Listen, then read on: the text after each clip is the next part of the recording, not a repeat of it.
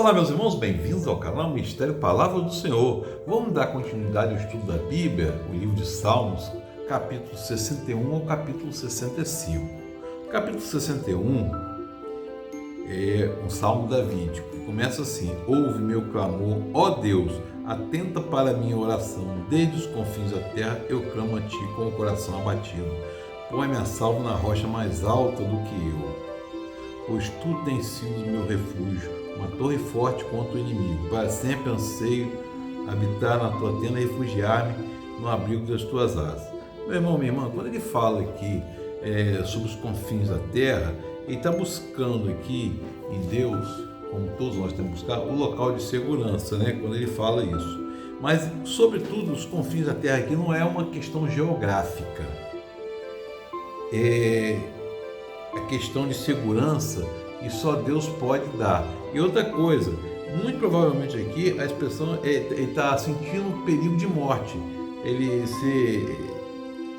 está se referindo aqui que é como se ele estivesse à beira da morte, à beira do mundo do além, a sepultura. Na verdade, ele sente o perigo. Sente perigo e sente a morte iminente, né? E aí ele continua falando: prolonga os dias do rei, pois muitas gerações os seus anos de vida para sempre esteja ele em seu trono diante de Deus. Olha só, aqui Davi está pedindo prolongamento da sua vida,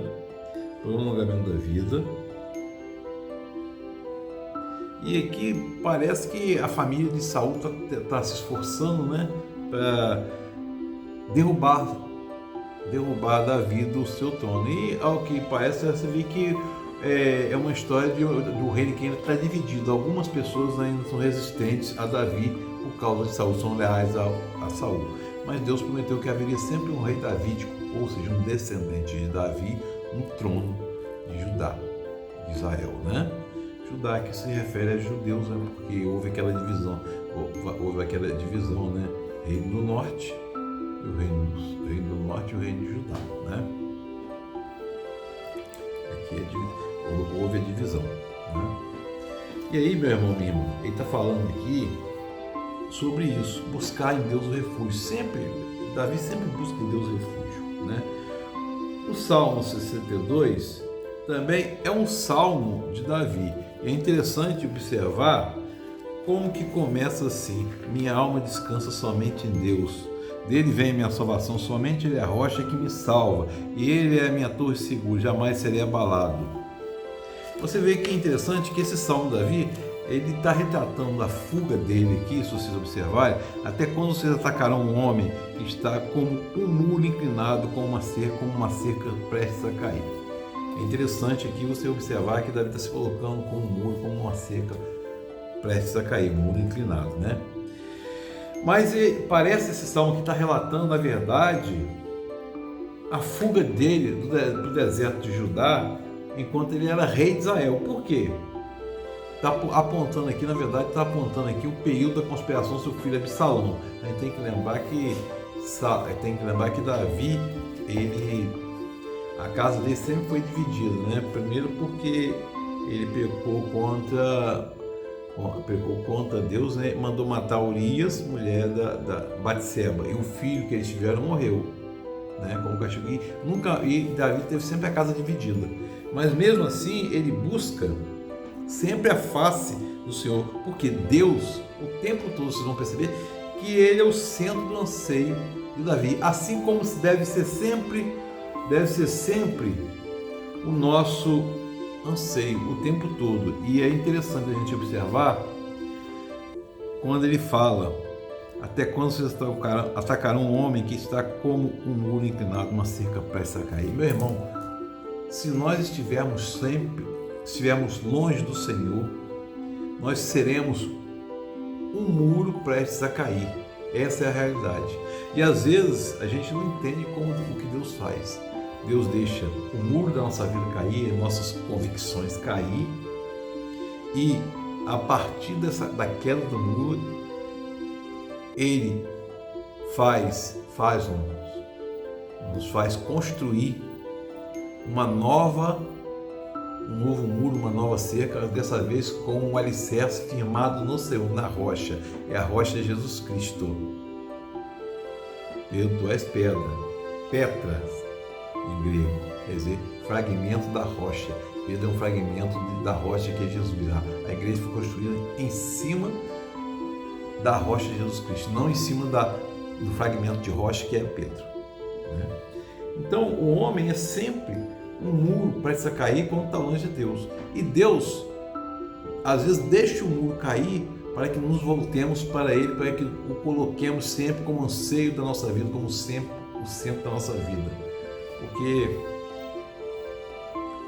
um dos grandes problemas que enfrentamos é a nossa egolatria, a nosso próprio braço, achar que a gente é suficiente. Não, suficiente somente Jesus Cristo.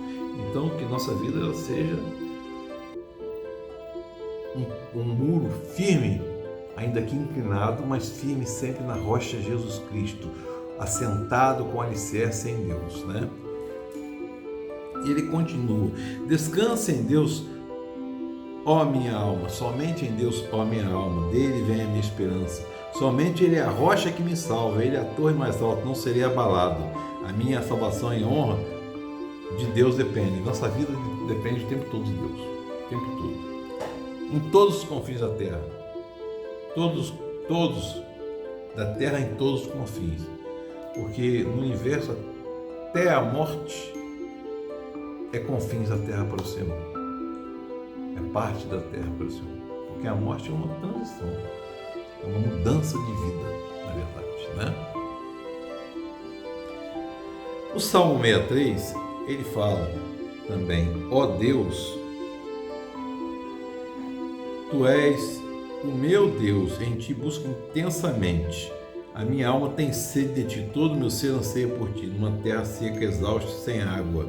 Aqui, meu irmão, minha irmã, ele está usando uma metáfora assim, né? Que ele provavelmente tivesse com sede, nem que tivesse em terra seca, né? O Teu amor é melhor do que a vida, por isso os meus lábios Te exaltarão, enquanto eu Te bendirei. Em Teu nome levantarei minhas mãos e a minha alma ficará satisfeita como quando tem rico banquete. Com lados jubilosos a minha boca Te louvará. Meu irmão, minha irmã, a gente tem sede do Senhor. Quanto mais a gente está pensando, mais sede tem. Na verdade, é um tipo de saudade da casa, né?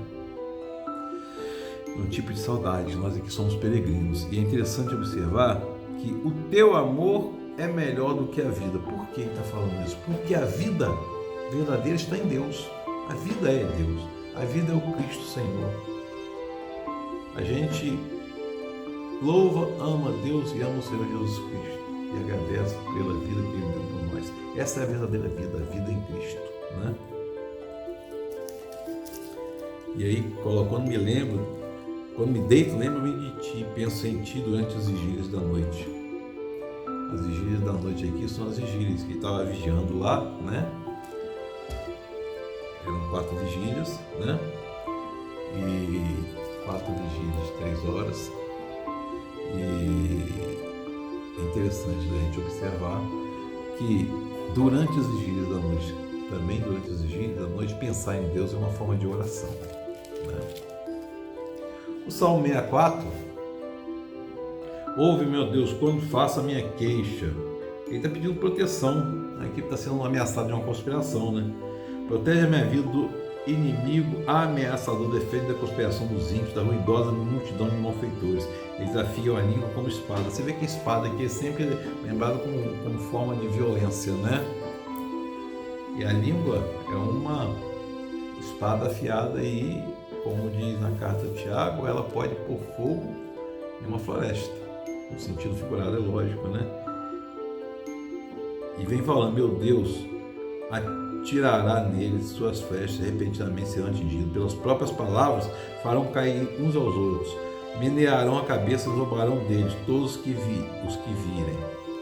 Todos os homens temerão e proclamarão as obras de Deus, refletindo no que Ele faz, ou o que Ele fez.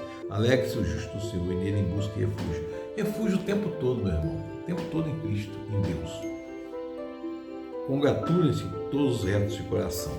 E aí, meu irmão, minha irmã, vem a seguinte pergunta: por que estamos lendo a Bíblia?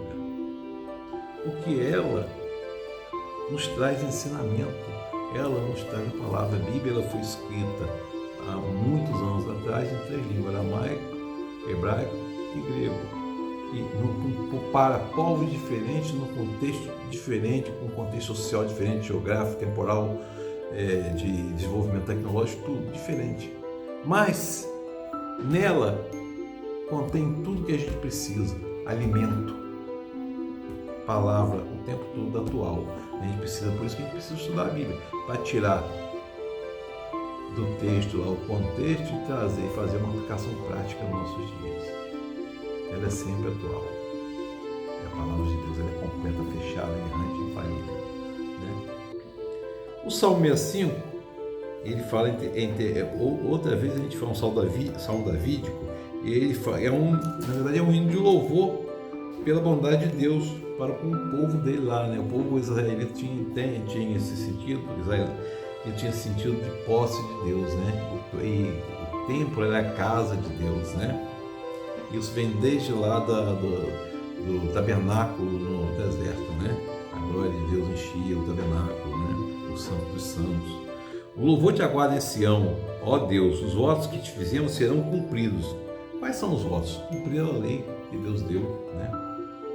Não ter outros deuses além de mim, amar o teu próximo a ti mesmo. As 613 leis, né?